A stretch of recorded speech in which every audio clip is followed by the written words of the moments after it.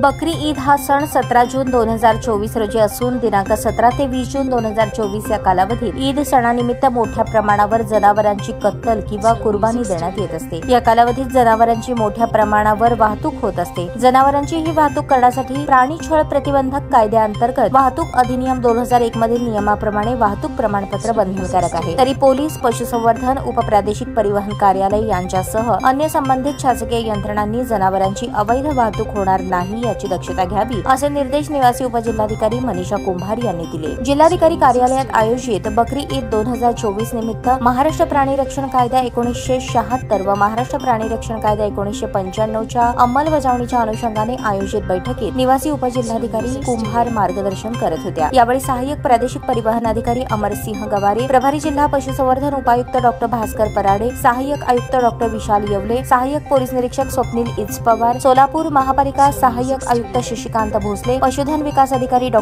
गिडे यांच्यासह अन्य संबंधित विभागाचे अधिकारी उपस्थित होते। निवासी उपजिल्हाधिकारी कुंभार पुढे म्हणाल्या, राज्यात 4 मार्च 2015 पासून महाराष्ट्र प्राणी संरक्षण कायदा 1995 लागू करण्यात आलेला आहे। यातील सुधारित अधिनियमाप्रमाणे गायी, वळू किंवा बैल यांची कत्तल करणे, कत्तलीसाठी वाहतूक व निर्यात करणे प्रतिबंध करण्यात आलेले आहे। या अधिनियमाप्रमाणे जिल्ह्यात सर्व शासकीय यंत्रणांनी 17 ते 20 जून 2024 या कालावधीत या कायद्याची प्रभावी अंमलबजावणी करावी व जिल्ह्यात कोठेही जनावरांची अवैध वाहतूक होणार नाही याबाबत दक्षता घ्यावी। पोलीस व उपप्रादेशिक परिवहन कार्यालयांनी जिल्ह्यात प्रत्येक चेकपॉइंटवर प्रत्येक वाहनाची तपासणी करावी व जनावरांची वाहतूक नियमाप्रमाणे केली जात आहे का याची खात्री करावी अशा सूचना केल्या। जनावरांना इयर टॅगिंग नसेल तर जनावरांची वाहतूक करता येत नाही। बकरी ईद दरम्यान वाहतूक करताना प्राणी छळ प्रतिबंधक कायदा 1960 मधील वाहतूक नियमाप्रमाणे होते किंवा कसे याबाबत पोलीस विभाग, परिवहन विभाग व पशुसंवर्धन विभाग यांच्याकडून संयुक्त तपासणी अत्यंत काटेकोरपणे करण्यात यावी। तसेच कत्तलीसाठी जनावरांची वाहतूक होत असेल तर वाहतूक होणाऱ्या जनावरांचे वाहतुकीपूर्व स्वास्थ्य तपासणी करून विहित नमुन्यातील प्रमाणपत्र घेणे आवश्यक आहे। तरी विहित नियमावलीप्रमाणे सर्व संबंधित विभागाने जबाबदारीपूर्वक काम करावे असे निर्देश कुंभार यांनी दिले। प्रारंभी प्रभारी जिल्हा पशुसंवर्धन उपायुक्त डॉ.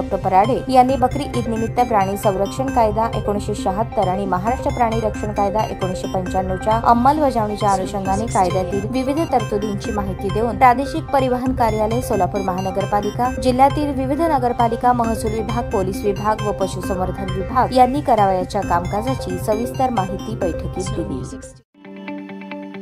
ताज्या बातम्या पाहण्यासाठी प्राईम महाराष्ट्र न्यूज चॅनलला सबस्क्राईब करा।